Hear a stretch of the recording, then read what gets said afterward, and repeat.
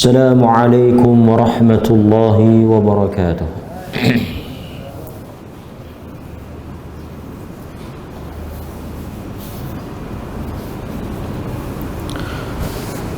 الحمد لله رب العالمين وبه نستعين والصلاة والسلام على أشرف الأنبياء والمرسلين وعلى آله وصحبه أجمعين أما بعد. Hadirin mukminin, tuan-tuan muslimin muslimat yang dirahmati oleh Allah Subhanahu wa taala, kita bersyukur kepada Allah kerana dengan izinnya kita dapat sekali lagi menyambung semula pengajian dan bacaan kitab kita Ad-Da' wa Dawa' karangan Al-Imam Ibnul Qayyim rahimahullahu ta'ala. Kita sampai kepada topik berikutnya, iaitu berhubung dengan beberapa dosa yang disenaraikan oleh Al-Imam Ibnul Qayyim. Sebahagian daripada dosa-dosa yang besar. Dalam kuliah yang lepas kita telah menyebut tentang beberapa dosa yang diletakkan oleh Imam Ibnul Qayyim, antaranya bersangka buruk kepada Allah, tidak mengagungkan dan meletakkan Allah Subhanahu wa ta'ala pada kedudukan yang selayaknya.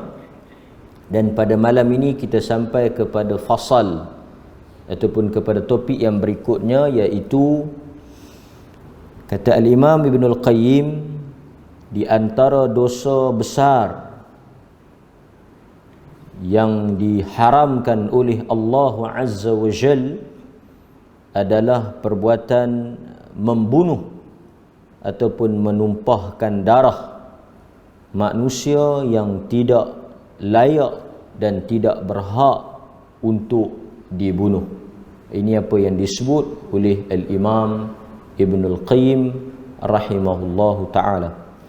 Bahkan kata beliau, ini termasuk akbarul kabair inda Allah Azza wa Jal, di antara dosa-dosa yang besar, di antara dosa-dosa besar, iaitu membunuh diri yang diharamkan oleh Allah untuk dibunuh ataupun ditumpahkan darahnya.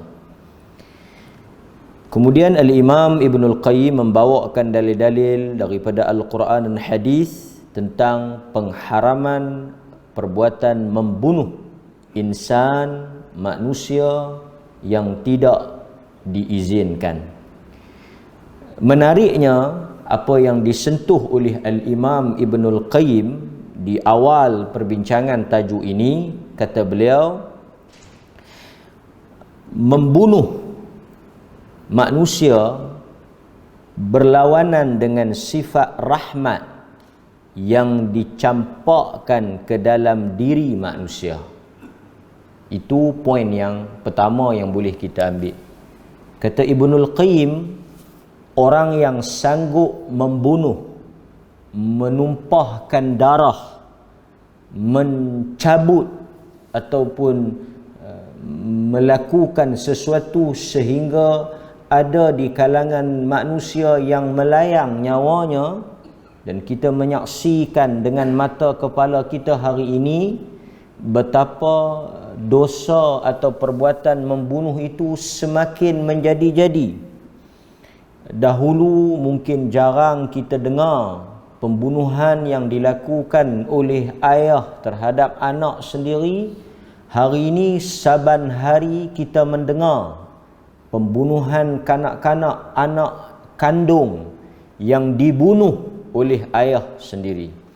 Demikian juga kita mendengar hanya kerana pergaduhan kecil, isu-isu remeh, perselisihan faham di antara jiran ataupun mungkin sebahagian daripada kita, pergaduhan di jalan raya dan sebagainya, membawa kepada natijah ataupun kesudahan salah seorang daripada di antara dua pihak itu diragut nyawanya. Seakan-akan kita melihat di akhir zaman ini nyawa manusia sudah tidak ada nilai dan sudah tidak berharga. Begitu mudah manusia mengambil hukum di tangan sendiri. Kita mendengar dan kita melihat manusia-manusia yang mungkin kewarasan akalnya sudah hilang, sanggup membunuh hanya kerana wang ataupun untuk mendapatkan sedikit habuan. Jadi kata Al-Imam Ibnul Qayyim, manusia yang sanggup membunuh telah dicabut oleh Allah, telah hilang di dalam hatinya rahmah, iaitu perasaan kasih yang Allah berikan kepada manusia. Apatah lagi kata Al-Imam Ibnul Qayyim, ada di kalangan ibu atau ayah yang sanggup membunuh anak mereka sendiri. Walhal tidak ada yang lebih kasih dan sayang terhadap anak melainkan daripada ibu dan ayah. Kalau nak dikirakan rahmat, kasih, sayang manusia ni yang paling tinggi, yang paling hebat, kasih di antara ibu dengan anak. Kasih di antara ayah dengan anak itu kemuncak kepada kasih sayang. Tak ada manusia yang paling sayang kepada orang lain melainkan ibu dengan ayah terhadap anak-anak mereka. Akhir zaman kita melihat manusia yang dianggap pelindung, pembela, penyelamat, seorang suami ataupun ayah itu menjadi pembunuh kepada anak-anak mereka sendiri. Dan kata Al-Imam Ibnul Qayyim juga di awal fasal ini ataupun awal perbincangan ini, kata beliau, hukum membunuh ini di sisi Allah Azza wa Jal semakin buruk dan semakin hina pada kedudukan. Sebab maksudnya membunuh ni bukan pada satu tahap yang sama. Kata Al-Imam Ibnul Qayyim, darajat al-qatl, darajah al-qatl, pembunuhan ini diukur kepada buruknya perbuatan tersebut. Umpamanya satu orang membunuh anak, nak dibandingkan dengan dia membunuh manusia yang mungkin tak ada kaitan dengan dirinya, jadi perbuatan membunuh anak itu lebih buruk dan lebih berat di sisi Allah berbanding dengan membunuh orang lain yang tidak ada hubungan dengannya. Membunuh ibu dan ayah untuk merebut warisan dan pusaka lebih buruk. Seorang anak sanggup membunuh ayah dan ibunya untuk mendapatkan sedikit habuan, lebih buruk, lebih dahsyat azabnya di sisi Allah berbanding dengan perbuatan membunuh yang lain. Kata beliau juga, ada di kalangan umat-umat terdahulu bukan sahaja mereka membunuh manusia biasa. Ibnul Qayyim kata, di kalangan umat-umat terdahulu bukan sahaja mereka membunuh manusia biasa, mereka juga membunuh para nabi. Umat-umat terdahulu bukan sahaja mereka bunuh manusia biasa, nabi-nabi yang diutuskan pun sebahagiannya mereka bunuh. Ada nabi yang mereka tanam sehingga ke leher, sehingga kepada separuh badan, digergaji sehingga terbelah kepalanya. Al-Quran menyebut, wa yaqtuluna an-nabiyyina bighairil haqq dzalika bima asaw wa kanu ya'tadun. Quran sebut, wa yaqtuluna an-nabiyyina bighairil haqq. Mereka itu membunuh para nabi, bukan seorang, nabiyyin. Mereka membunuh para nabi bighairil haqq, dengan tanpa perkara yang benar.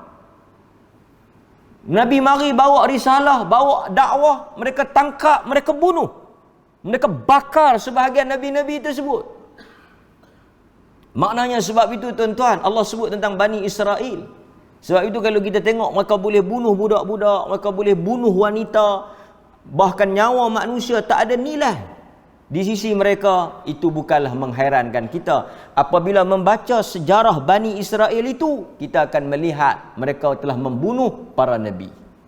Itu apa yang disebut oleh Al-Imam Ibn Al-Qayyim. Dan kata beliau juga, tentulah tak sama orang yang membunuh imam, membunuh para ulama, membunuh orang-orang saleh, yang menyeru kepada Allah dan Rasulnya, menasihati mereka kepada agama, tentulah tak sama dengan kita membunuh orang-orang biasa.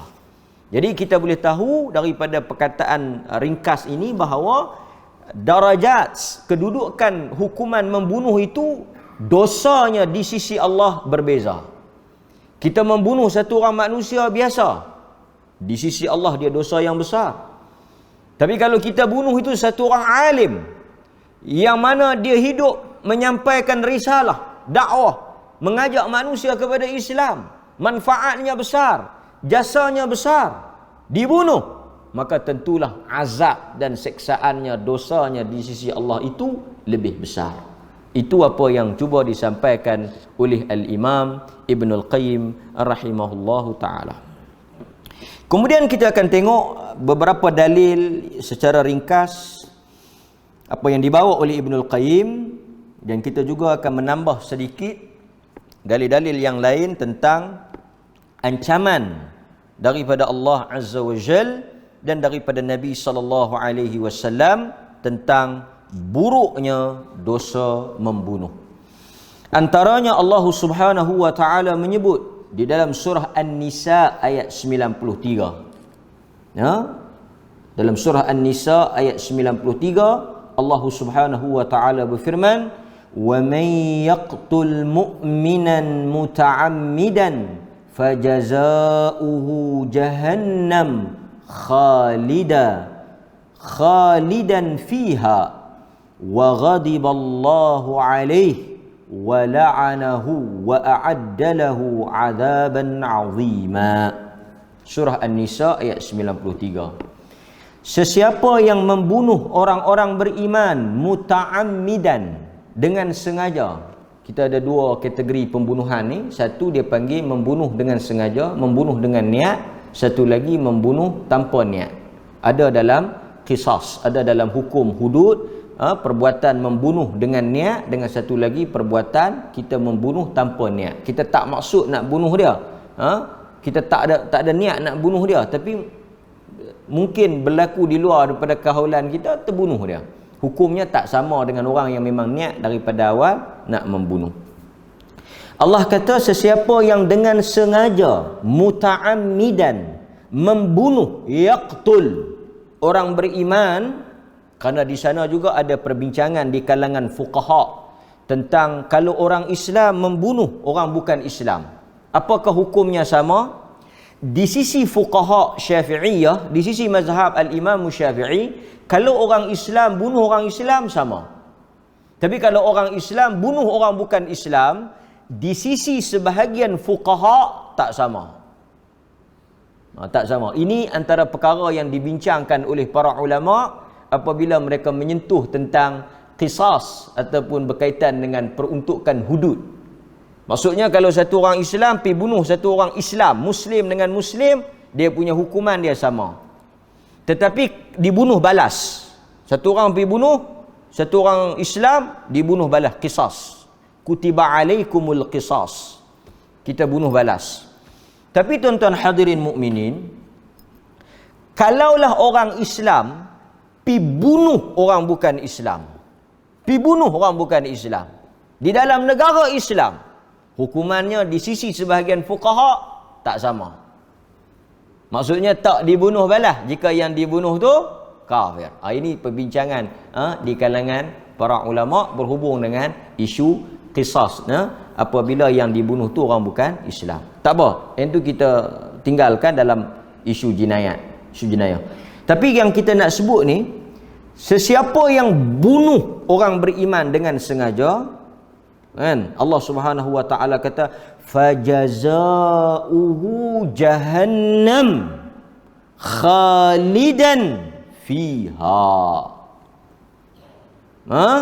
Mereka itu akan dimasukkan, dibalas dengan neraka Jahannam dan mereka kekal di dalamnya. Wa ghadiballah, dan mereka bukan sahaja dimasukkan ke dalam neraka Jahannam, khalidan, kekal di dalamnya, wa ghadiballah alaih, dan mereka juga mendapat kemurkaan Allah ke atas perbuatan itu. Neraka, murka, wala'anahu, dan laknat Allah ke atas pelakunya, wa a'addalahu 'adzaban 'azima, dan Allah menyediakan untuk perbuatan tersebut azab yang sangat pedih. Itu antara dalil besarnya perbuatan membunuh yang kita lakukan. Kemudian Allah juga sebut dalil yang kedua dalam surah Al-Furqan ayat 68 dan 69. Surah Al-Furqan ayat 68 dan 69. وَالَّذِينَ لَا يَدْعُونَ مَعَ اللَّهِ إِلَٰهًا آخَرَ. Ibn Qayyim bawa antaranya ayat ini. وَلَا يَقْتُلُونَ النَّفْسَ الَّتِي حَرَّمَ اللَّهُ إِلَّا بِالْحَقِّ وَلَا يَذْنُونَ وَمَنْ يَفْعَلْ ذَلِكَ يَلْقَ آثَامًا يُضَاعَفْ لَهُ عَذَابُ الْيَوْمِ الْقِيَامَةِ وَيَخْلُدْ فِيهَا مُهَانًا. Surah Al-Furqan ayat 68 hingga 69. Orang-orang yang beriman, orang-orang yang beriman adalah orang-orang yang tidak menyembah selain Allah bersama dengan menyembah Allah. Orang-orang yang beriman itu la yad'u ma'allahi ilahan akhar. Mereka itu tidak menyeru bersama dengan Allah Tuhan selain Allah. Itu sifat orang beriman. Orang beriman yang pertama, dia tak menyeru sesuatu selain Allah. Maksudnya dia tak terlibat dengan syirik. Itu satu. Sifat orang beriman. Yang kedua, wala yaqtuluna an-nafsa allati harramallahu illa bil haqq. Yang kedua, sifat orang beriman itu dia tidak membunuh jiwa-jiwa. Dia tidak membunuh jiwa yang diharamkan oleh Allah. Maksudnya dia tidak terlibat dengan syirik, dia tidak terlibat dengan perbuatan membunuh manusia, melainkan bil haqq, dengan sebab. Ada orang yang kita boleh bunuh, sekali lagi kita sebut. Jadi dua perkara dah. Wala yaznun. Yang ketiga, orang beriman itu juga tidak akan berzina. Jadi orang beriman tu dia ada tiga sifat yang Allah sebut dalam ayat ni. Yang pertama, tidak menyeru bersama dengan Allah. Dia seru Allah, dia doa dekat Allah, dia minta dekat Allah. Dalam masa yang sama, ada sesuatu yang dia seru, dia letak pada tempat yang setara dengan ma'allah ilahan akhar, bersama dengan Allah. Maksudnya bukan dia tak sembah Allah, bukan dia buang Allah, dia tak buang, dia ambil Allah, dalam masa yang sama dia ambil juga benda lain. Benda lain tu tak kiralah patung ke, pokok ke, batu ke, orang mati ke, yang dia seru sama macam mana dia seru Allah. Dia minta sama macam mana dia minta kepada Allah. Kan? Allah sebut yang tu. Yang kedua yang kita nak fokus syahid dia apa dia? Mereka orang beriman itu tidak membunuh jiwa-jiwa yang diharamkan oleh Allah. Maksud orang beriman ni, dia tak membunuh manusia tanpa sebab. Yang ketiga, dia tidak berzina. Yang kata orang beriman tu, dia tak terlibat dalam tiga perbuatan ini. Tapi Quran kata wa may yaf'al dzalika yalqa athaman. Tetapi sesiapa yang terjatuh, terlibat, ini satu gambaran bahawa ada kemungkinan orang beriman itu terlanjur. Ada kebarangkalian orang beriman itu tersilap, tersalah. Allah kata sesiapa yang melakukan semua itu, maka dia berdosa. Yudha'af lahul azab. Bukan setakat dia berdosa, Allah kata yudha'af lahul azab. Allah melipat gandakan azab. Yudha'af. Allah double, Allah tambah berganda-ganda. Lahul azabu yaumal qiyamah. Untuknya azab pada hari kiamat. Wa yakhlud fihi muhana, dan dia akan kekal pada hari kiamat nanti dalam keadaan hina. Itu apa yang Allah sebut dalam surah Al-Furqan, peringatan keras kepada orang beriman. Demikian juga dalam hadis yang diriwayatkan oleh Ibnu Majah. Apa kata Nabi? Sesungguhnya musnahnya dunia ini, hancurnya dunia ini. Ni Nabi sebut. Nabi kata kalaulah hancurnya dunia ini, musnah, zawalud dunya, dunia ini musnah, hancur, ahwan, lebih ringan ala Allah, di sisi Allah. Maksudnya kalau dunia ni hancur, di sisi Tuhan tak ada apa, benda kecil. Ahwan, benda yang tak ada apa, tak ada nilai di sisi Allah. Maksudnya macam tu lah. Nabi kata kalau dunia ini musnah, hancur, di sisi Allah tak ada nilai. Berbanding apa? Berbanding dengan perbuatan terbunuhnya seorang mukmin tanpa hak.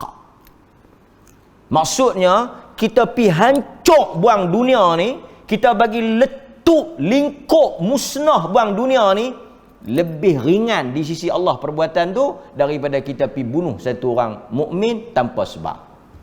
Maksudnya darah orang Islam di sisi Tuhan lebih besar berbanding dengan dunia ni, nilai dia. Dunia ni nak banding dengan darah orang Islam, tak ada nilai. Tu yang kata beratnya perbuatan menumpahkan darah orang Islam. Dalam hadis yang diriwayatkan oleh Al-Imam Bukhari dan Muslim daripada Abu Hurairah radhiyallahu an, Nabi sallallahu alaihi wasallam bersabda, hadis yang selalu kita ulang dan baca, jauhilah oleh kamu 7 dosa yang membinasakan. Para sahabat bertanya, apakah 7 dosa itu? Rasulullah menjawab, 1, syirik kepada Allah. 2, sihir. 3, membunuh manusia yang diharamkan oleh Allah kecuali dengan alasan yang benar. 4, makan riba. 5, makan harta anak yatim. 6, lari dari medan perang. 7, menuduh wanita yang beriman berzina. Ini 7 dosa besar. Nombor 3 yang kita bincang, membunuh manusia. Kemudian tuan-tuan hadirin mukminin, ada juga dalam hadis yang lain Nabi sallallahu alaihi wasallam sebut pada hari Yaumul Arafah. Nabi sallallahu alaihi wasallam sebut apa? Dalam hadis Muslim daripada Abu Bakrah radhiyallahu an, inna dima'akum, sesungguhnya darah kamu. Pasal itu kita dalam haji, bila kita langgar tentang larang haji ataupun umrah, kita kata kita kena dam. Apa makna dam? Dam tu daripada perkataan Arab, bermaksud darah. Sebab apa kita sebut dam? Kerana bila kita langgar, cara kita nak tebus dengan kita sembelih kambing.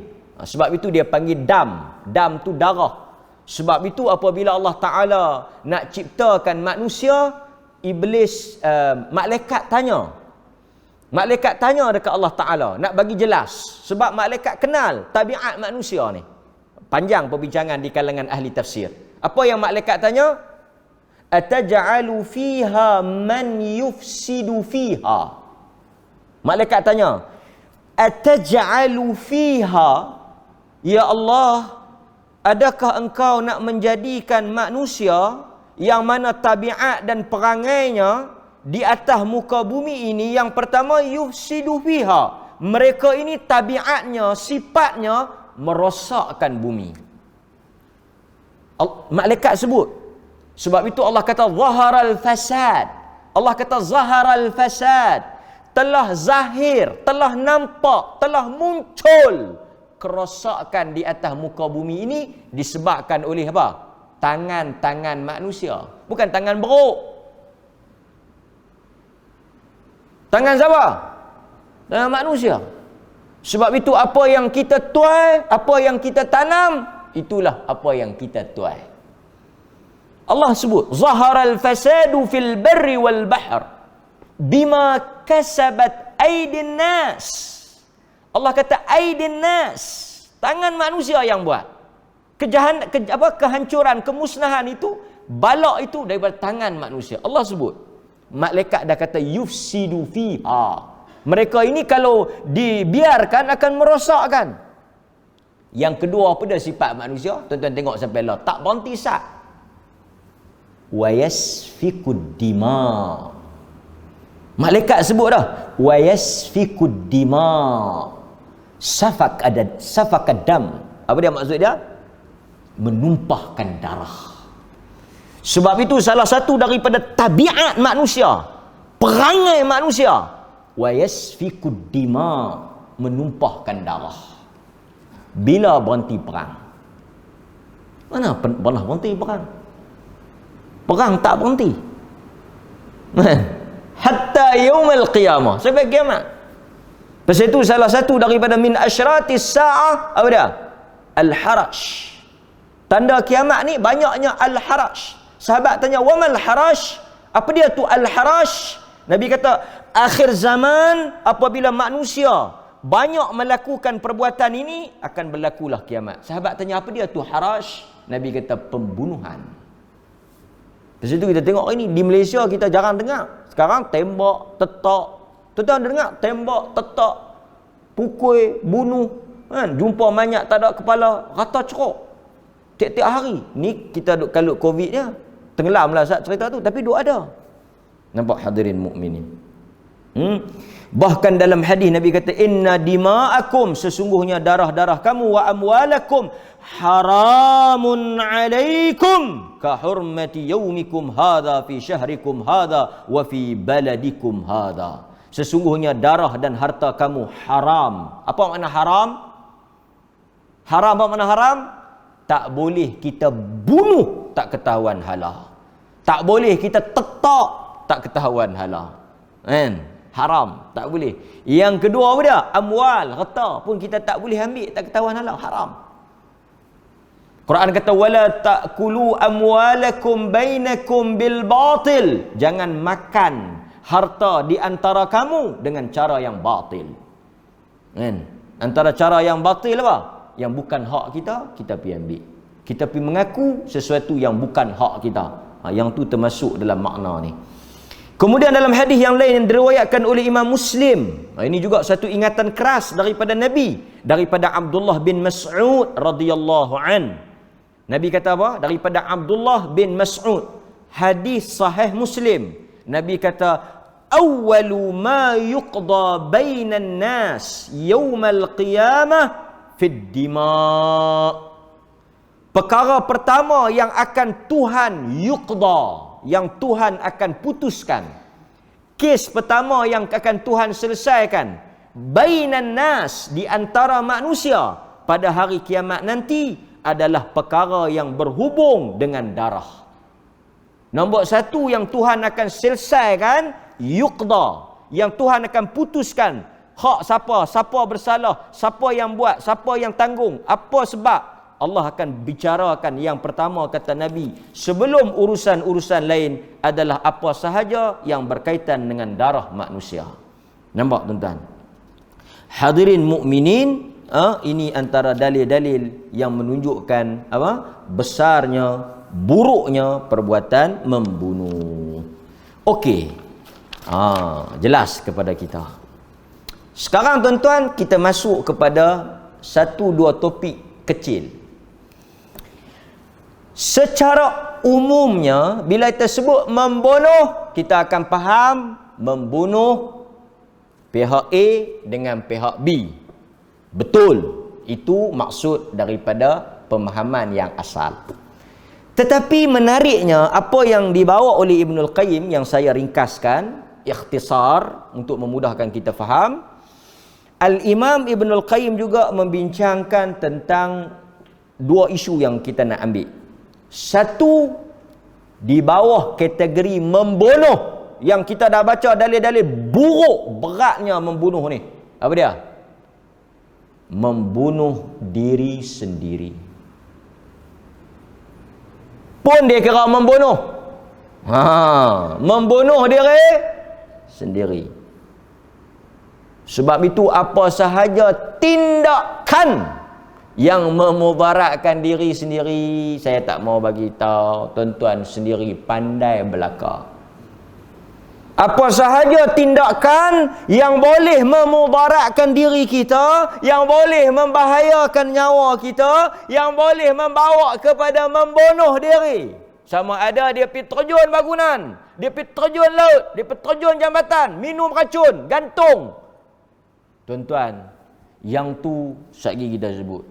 Tapi ada yang dia bunuh diri dalam erti kata, satu, dia panggil secara langsung. Penin, tension, ikat tali, gantung. Yang ni dia panggil bunuh diri secara langsung. Okey, tak lagi kita sebut. Ada, dia bincangkan, ada dalil dia, memang berat, memang buruk. Sampai ulama bincang, kapiak ke tak? Nak semayang ke tak? Kambuh lagu tu saja ke? Nak kena buat lagu cara elok? Bincang sampai tengah tu. Saya kita baca sikit. Yang kedua yang saya nak remind, nak kena ingatkan, pasal mungkin tajuk ni saya ni ingat ustaz tak bunuh kot dah orang. Habis sangat saya nak bunuh pun nyamuk nak tampak ni kot. Tak ada nak bunuh orang. Kita kadang-kadang lupa.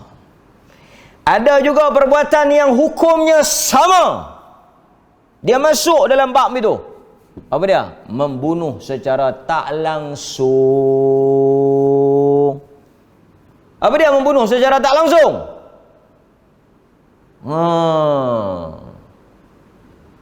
Sudah. Cukup. Bukan zakat diri dia saja dia bunuh orang lain sama. Dia bunuh orang lain sama. Sebab itu kalau tuan-tuan ada COVID, tuan-tuan ada COVID, tuan-tuan pi bersin ke orang, berdosa tak? Tuan-tuan ada COVID, doktor kata positif. Tak apa doktor, bagi sehari awak nak pergi bersin habis kot arau. Dosa. Sebab dia memudaratkan orang lain. So tuan-tuan, apa sahaja tindakan tuan-tuan yang memudaratkan orang lain, membahayakan nyawa orang lain, dia masuk dalam topik ni. Dia masuk. Pasal itu topik ni bukan topik yang kita baca, yang kita rasa kok mana nak kena. Ada kaitan ke tajuk ni? Bincang buat apa? Sebenarnya secara tak sedar kita sedang membunuh. Membunuh siapa? Membunuh kita dan orang yang berada di sekitar kita. Kan? Bawa kereta tak bagi signal, tu pun bahaya. Membunuh orang. Kan? Bawa darah, bawa laju, tu pun bahaya juga. Kan? Bawa slow pun bahaya. Penat kita. Belah kanan darah, dia pergi bawa slow, belaga juga. Kan? Semua kalau gamak malam tak nampak, tak payah bawa lah. Memudaratkan orang, berdosa besar. Kan? Pombang duduk lagu tu, kelam kan? Memudaratkan orang. Sekejap lagi dia kan, nak mengelak dia, mati habis orang. Nampak tuan? Apatah lagi benda-benda yang lain yang tuan-tuan duk buat, yang orang duk kata bahaya, mudarat, tuan-tuan buat, kan? Saya tak mau sebutlah kerana kita nak mengekalkan keharmonian rumah tangga. Allah Subhanahu wa taala sebut dalam surah Al-Isra ayat 33. Al-Isra ayat 33 Allah kata apa? Wala taqtulun nafsal lati harramallahu illa bil haqq. Ini Allah kata, janganlah kamu membunuh diri manusia yang diharamkan oleh Allah. Dan siapa yang dibunuh secara zalim, kami telah menjadikan warisannya berkuasa menuntut balas, dan pada hal itu janganlah ia melampau dalam menuntut balas bunuh itu. Ini isu qisas. Kemudian Allah kata dalam ni hadis riwayat Bukhari Muslim. Ni hadis Bukhari Muslim. Ni bunuh diri. Pasal tu orang beriman macam mana tension pun dia tak akan bunuh diri. Pasal diri ni bukan hak kita. Pasal tu kita tak boleh memandai-mandai diri kita. Kita tak boleh ubah ciptaan Allah. Diri kita bukan hak kita. Kita tak boleh memandai-mandai. Pasal tu kita tak boleh bunuh diri, hatta minta cepat mati pun tak boleh. Nabi kata la yatamanni, tak boleh kamu berhajat, bercita-cita untuk mati, tak boleh. Bukan kata bunuh diri, duk berangan, duk minta supaya mati cepat pun tak boleh. Nampak tuan-tuan? Dalam hadis Bukhari Muslim, Nabi kata apa? Man qatala nafsahu, siapa yang bunuh diri dia, bisyai udhiba bihi yaumal qiyamah, sesiapa yang bunuh diri dia dengan apa cara sekalipun, maka pada hari kiamat nanti Allah akan menyeksa dengan cara itu. Kalau dia gantung, Allah akan seksa dengan cara digantung. Kalau dia bakar, dengan cara dibakar. Kalau dia terjun, dengan cara diterjun. Dia naik tempat tinggi, dia terjun. Esok Allah seksa, angkat tempat tinggi, hempuk. Angkat tempat tinggi, hempuk. Mati, hidup, angkat, hempuk. Mati, hidup, angkat, hempuk. Macam tu lah. Dia buat macam tu. Macam mana dia bunuh dulu, macam tu Allah seksa dia. Nampak? Kemudian dalam hadis riwayat Al-Bukhari daripada Jundub radhiyallahu an, Nabi sallallahu alaihi wasallam bersabda, kana fi man kana qablakum rajulun bihi jurh fajazi'a fa akhadha sikinan, sikin, pisau, fa kharra biha yadah fama raqa'a ad-dam hatta mat. Usakan dia ni. Qala Allah Ta'ala badarani 'abdi bi nafsihi haramtu 'alaihi al-jannata. Nabi kata ada umat qablakum, sebelum hampa, yakni umat-umat terdahulu, rajulun bihi jurh, satu laki-laki luka. Lalu fajazi'a fa akhadha sikinan, dia tak tahan. Dia sakit, dia tak tahan. Dia buat apa? Dia pergi ambil sikin, pisau. Fa kharra biha yadah, dia pergi kerak terus. Luka sikit, dia tak tahan, duk sakit, dia pergi ambil, dia kerak terus. Bila dia kerak, fama raqa'ad dam, darah lagi banyak keluar. Daripada luka sikit tu, Nabi kata hadis Bukhari, dia pergi ambil pisau, dia terus bagi besar. Dia lagi bagi teruk. Sakit sikit-sikit, tak mau pergi berobat pun sama lah. Ataupun pergi, buat bagi cepat mati pun sama. Ni buat bagi cepat mati. Dia pergi ambil pisau, dia pergi turun, kat darah keluar, mati. Allah Ta'ala berfirman, badarani abdi binafsih, hamba-Ku telah menyegerakan mati untuk dirinya.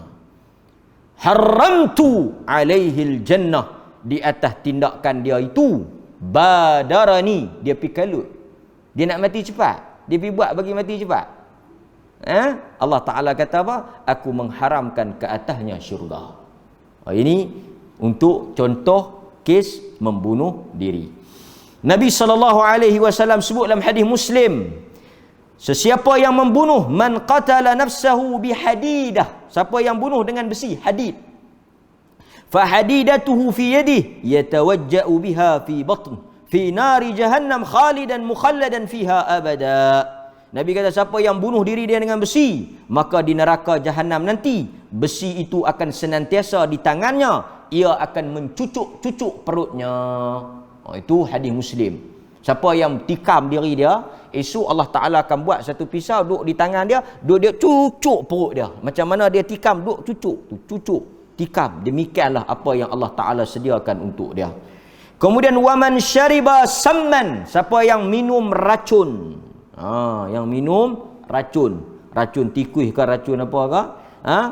Fahuwa yatahassahu fin nari jahannam khalidan mukhallada fiha abada. Dan di dalam neraka esok dia akan terus meminum racun itu selama-lamanya. Dia dalam neraka ni, tuan-tuan kena faham satu bab tau. Dalam neraka ni azab senantiasa bertambah daripada satu tingkatan kepada tingkatan yang lain. Dia bukan satu level. Azab ni bila kita masuk level 1, dia tak duduk takat nombor 1 tu sampai kita keluar. Dia akan duduk, dia naik takat 1, level 2, level 3. azab dalam neraka dia bertambah daripada masa ke semasa. Dia bukan pada satu tingkatan saja. Itu kita kena faham. Azab, api ke, apa ke, kesakitannya bertambah. Sebab kalau sakit yang sama, merli. Kalau sakit yang sama, tak ada biasa. Dia akan rasa tak apa. Allah akan tambah. Kesakitan itu semakin meningkat. Itu asas dalam hukuman di dalam neraka. Kemudian Nabi kata, siapa yang terjun, taradda min jabal, dia terjun daripada bukit, faqatala nafsah fahuwa yataradda finnar, dia akan terjun di dalam api neraka. Nampak? Itu hadis riwayat Imam Muslim. Hadirin mukminin, itu membunuh diri. Kata Al-Qadhi Iyad, larangan membunuh diri sendiri. Sesiapa yang membunuh dirinya dengan sesuatu, dia akan diazab dengan perkara tersebut di dalam neraka. Dan dia tidak akan masuk ke dalam syurga, melainkan jika dia mati di atas Islam. Nampak? Tetapi di sisi ahli sunnati wal jamaah, orang yang membunuh diri masih Muslim selama mana dia tidak menghalalkan perbuatan tersebut. Ini apa yang disebut oleh para ulama ahli sunnati wal jamaah. Tapi kita tetap kata dia berat. Bahkan Nabi SAW tak pergi salat. Sehingga Al-Imam Nawawi bincang, kenapa Nabi tak pergi salat? An-Nawawi kata, orang yang mati bunuh diri Muslim diuruskan seperti jenazah Muslim. Tetapi kalau kita boleh faham apa yang disebut oleh para ulama, para pemimpin, imam, orang-orang salih tidak digalakkan pi. Kerana Nabi tak pi. Pasal apa Nabi tak pi? Bukan kerana tak disalatkan, bukan dilarang salat. Tapi An-Nawawi kata, perbuatan Nabi tak pi menunjukkan perbuatan itu buruk, dan Nabi nak memberi amaran bahawa siapa yang buat benda ni dibenci oleh Allah dan Rasul. Jadi ini satu amaran keras kepada kita. Hadirin mukminin, itu antara apa yang boleh kita kaitkan di bawah tajuk membunuh. Bukan saja bunuh orang, bunuh diri kita sendiri. Satu lagi topik yang juga di bawah membunuh ni, apa dia? Selain daripada membunuh diri kita, yang kedua yang juga dianggap besar dan diletakkan oleh Ibnul Qayyim di dalam kitab ni, membunuh anak sendiri. Macam mana yang dikatakan membunuh anak? Membunuh anak ni banyak. Satu, anak dia lahir, buang. Yang tu mudah faham. Beranak, tauk. Kan? Balut-balut bungkus, tauk. Yang beranak tu hidup, dia pergi buang. Yang tu bunuh. Termasuk membunuh anak. Selain daripada beranak pituk tu, yang banyak buang bayi tu, kita duk ingat jahiliah ya bunuh. Mai zaman 2020 pun membunuh tu. Buang. Jahiliah kira bagus ya? Pasal apa? Jahiliah dengan kita bagus, jahiliah betul tak? Tak mana bagus? Jahiliah bunuh anak perempuan saja. Jahiliah ni dia bunuh anak perempuan saja, anak jantan dia simpan. Mai yang kata wawasan moden apa bala, jantan perempuan cerah dia tahu. Teruk kita daripada jahiliah. Tang tu kalah dah. Baik jantan, baik perempuan dia bunuh. Dia tahu. Jahiliah kalau tengok pun dia kata, kita duk ingat kita sakan, ada lagi sakan. Kalau hawai kita. Nampak? Termasuk juga, kalau yang tu kita kata membunuh, para ulama juga memasukkan, dikatakan membunuh apabila kita melakukan pengguguran tanpa alasan syar'i. Pengguguran itu juga termasuk dalam dosa membunuh. Tuan-tuan kena beza. Satu dia panggil merancang. Boleh tak merancang? Boleh. Boleh tak merancang ni? Boleh. Antara dalil boleh merancang. Merancang ni maksudnya kita rancang tak bagi dapat anak. Sahabat kata, kunna na'zil, kami melakukan azal, yakni apa? Tak apa, azan lu, bukan azal, azan lu. Sekali kita sambung sikit, nak habis.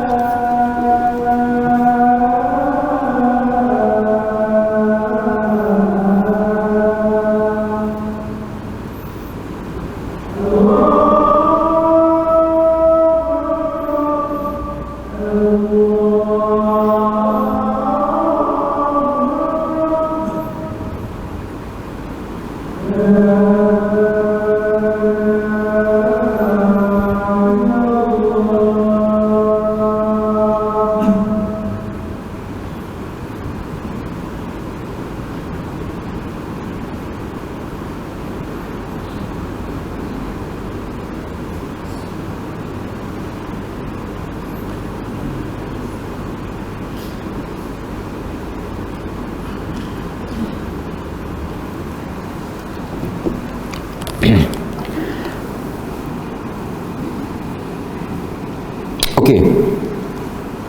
Tuan-tuan,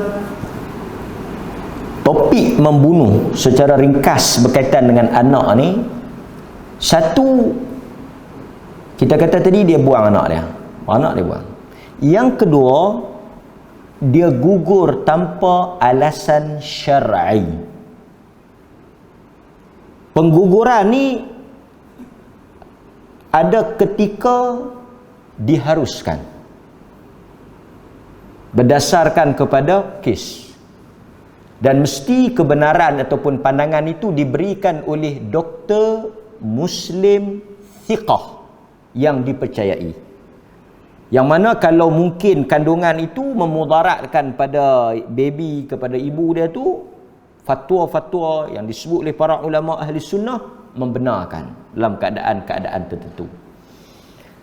Tapi kalau dia gugurkan kandungan tanpa alasan syar'i, tanpa alasan yang dibenarkan oleh syarak, yang ni juga dikategorikan sebagai membunuh. Membunuh. Sama ada dia bunuh, dia gugur, ataupun dah beranak dia pergi bunuh, sama. Dia lekat-lekat perut, dia tak mau, dia pergi gugur. Maka ubat ke apa ke, dia gugur. Tak boleh. Melainkan ada alasan yang kukuh. Alasan yang kukuh. Boleh. Alasan yang kukuh tu kita nak tengoklah. Mungkin dari sudut emosi dia ke, dari sudut kesihatan, ekonomi apa semua. Banyak lah kita boleh tengok, bincang. Tapi tuan-tuan, yang ni yang kira lekat dah. Tapi sebelum Allah kurnia anak, kita boleh tanzim, kita boleh susun kelahiran tu. Bukan bermaksud kita, memang Nabi suka umat ramai, tapi kita juga kena lihat kepada banyak faktor lah. Bukan lagu kucing. Anak kita beranak boleh dalam keadaan kita boleh bela, kita boleh didik, kita boleh tarbiyah dalam keadaan yang begitulah. Memang Nabi suka anak ramai, suka. Bahkan Nabi doa pada Anas bin Malik, anak dia ramai. Kata Anas bin Malik, dia ada lebih 100 orang lebih anak cucu dan semua ni. Sampai sebahagiannya dia tak kenal. Ramailah. Banyak. Anas bin Malik. Pasal Nabi doa dekat dia. Bagus anak ramai. Tapi tuan-tuan, dalam Islam juga kita boleh dibenarkan, pertama faktor kesihatan, faktor ekonomi pendidikan. Maksud kita jaraklah. Tapi kalau andai kata Allah takdirkan rezeki itu ada, dan kita boleh untuk kita nak teruskan kandungan tu tanpa ada masalah kesihatan dan sebagainya, kita teruskan. Kerana Quran ada menyebut 2 ayat dalam Al-Quran tentang isu anak ni. Bunuh anak. Bukan isu kecil. Bunuh anak. Sebab itu seburuk-buruk pembunuhan, seburuk-buruk pembunuhan yang kita bincang ni, bunuh anak. Bukan maksud bunuh lain tu tak elok. Bukan maksud bunuh lain tu tak buruk. Elok tak. Seburuk-buruk. Macam kita sebut, seburuk-buruk zina, siapa dia? Orang yang berzina dengan jiran, isteri jiran. Nabi kata seburuk-buruk penzina, satu laki-laki pi berzina dengan isteri jiran dia. Itu kategori zina yang paling buruk, paling teruk. Tak ada teruk lah, paling satu paling teruk. Pasal jiran ni macam sahabat kata, kami dengar Nabi pesan tentang jiran ni, macam jiran ni faraid, boleh terima faraid, macam waris pesaka. Tiba-tiba pergi buat macam ni. Seburuk-buruk pembunuh, orang yang membunuh anak sendiri. Kerana apa? Nabi kata kerana dia takut anak tu makan daripada rezeki dia. Dia kata macam mana abang? Kalau beranak lagi, jam kita, jahanam kita, tak cukup lah. La pun ni duk tang, la ni pun duk tang ni dah ni. Tang parah hidung. Kalau hampir boh seorang lagi, hapus. Dia takut kalau anak ramai dia tak boleh bela. Dia takut anak yang lahir tu berebut ambil rezeki dia. Dia kata lah ni duk elok dah, etok duk bagi makan elok dah. Kalau ada lagi 2-3 orang tak cukup. Pasal apa? Nanti kalau dia beranak dia main makan hak kita ni. Dia susah hati kat tu. Walah tuan-tuan, bila lahir budak tu, dia bukan makan rezeki kita. Dia ada rezeki dia sendiri. Yang dia punya, Tuhan dah letak dah. Yang kita punya bukan, tuan-tuan. Bukan dia ambil yang pinggan kita. Tuhan bagi pinggan dia. Pinggan dia sendiri. Kadang-kadang kita pula pergi duk balas pinggan dia. Kita bukan baca, jangan baca. Jangan baca, lah kita duk ada rezeki banyak ni. Bila dia akan makan atas kita. Setiap manusia ada rezeki masing-masing. Yang lahir tu dia pun ada rezeki dia. Dia ada rezeki dia. Kalau kita rasa dia lahir, dia ambil hak kita, artinya apa? Kita percaya kata Tuhan tak atok dan tak agih dengan betul. Pasal itu Allah sebut dalam 2 ayat. Satu, Al-Isra 31. Al-Isra 31. Kan? Orang Islam dulu sakan, tak tahulah pasal apa Allah ni kita kurang. Dulu kita tanya 13, 15, 10, paling kurang 6. Dulu paling kurang 6. 6 tu paling sikit lah. La ni 1, 1, 2, 1, setengah kita tak nak dengar lah. 2, 1, 3. Kan, setengah-setengah orang tak boleh nak payah lah pasal bini dia operate takat 4, 5. Rezeki dia takat tu.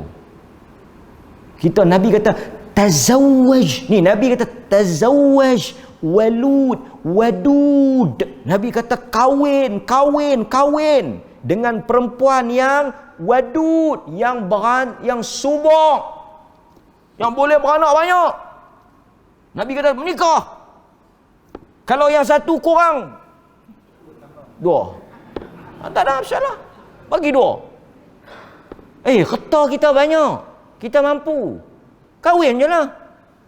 Manusia yang paling baik, manusia yang paling ramai isteri.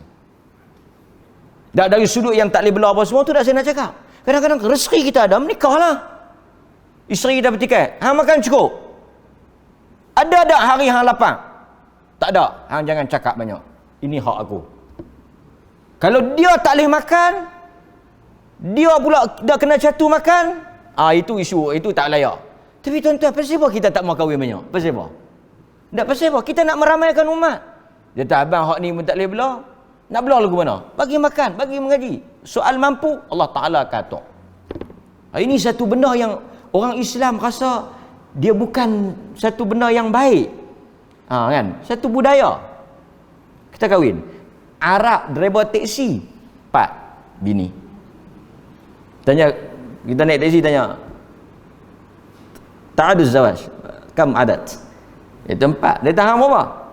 1. Dia gelak, dia kata miskin miskin.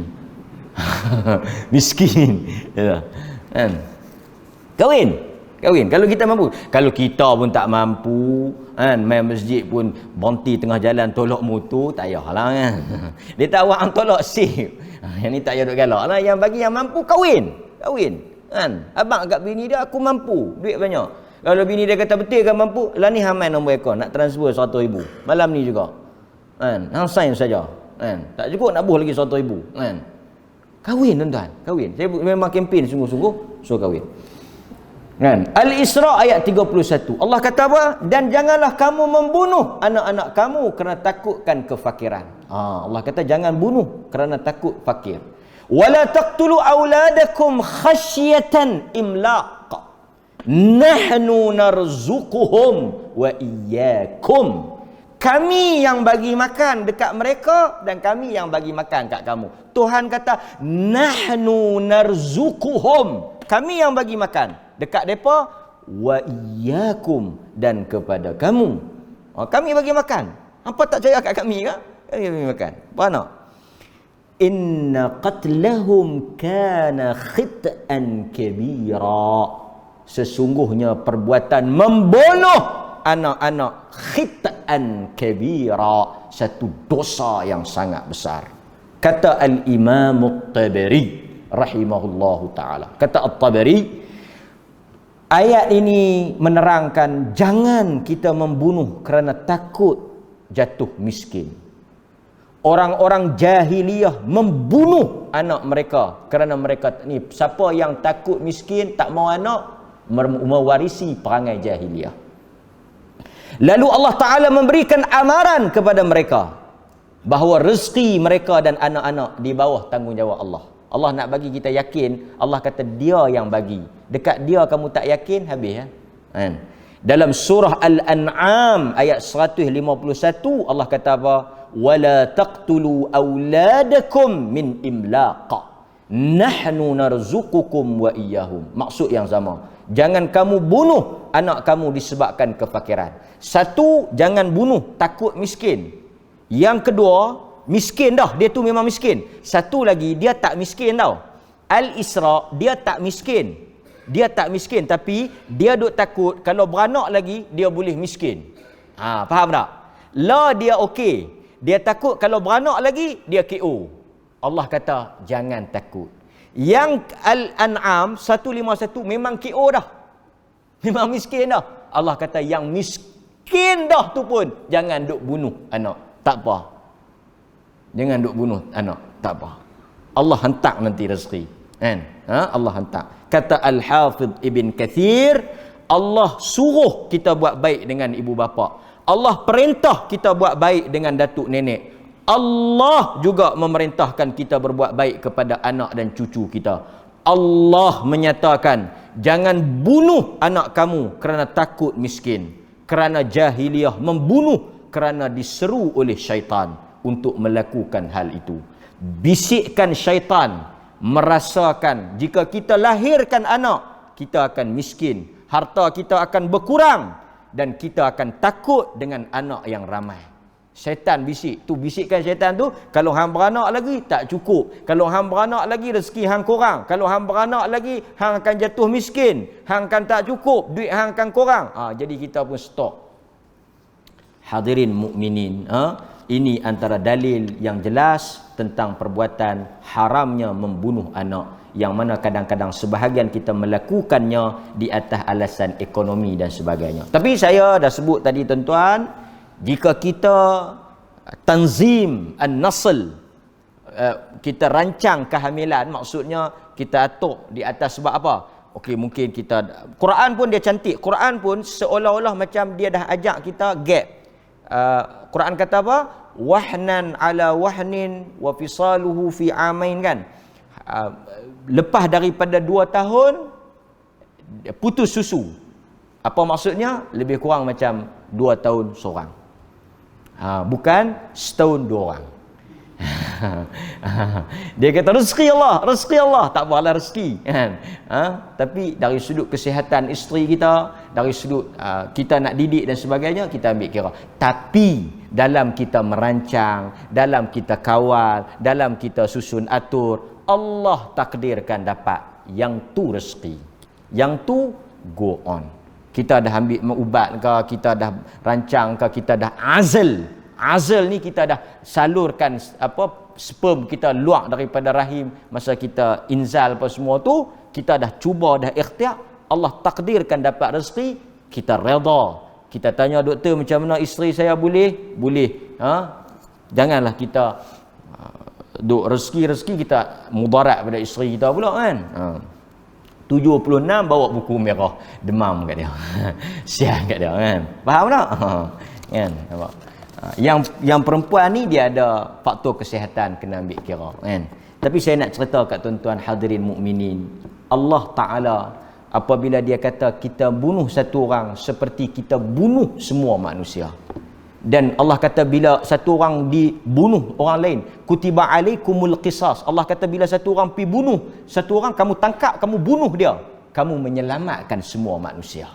Hadirin mukminin, mudah-mudahan sedikit perbincangan kita malam ini memberikan pencerahan tentang dosa yang besar yang Nabi kata runtuhnya dunia ini lebih ringan di sisi Allah daripada menumpahkan darah seorang muslim. Subhanakallahumma wa bihamdika asyhadu an la ilaha illa anta astaghfiruka wa atubu ilaik. Wassallallahu ala nabiyyina Muhammad wa ala alihi wa sahbihi wasallam. Walhamdulillahirabbil alamin. Assalamualaikum warahmatullahi wabarakatuh.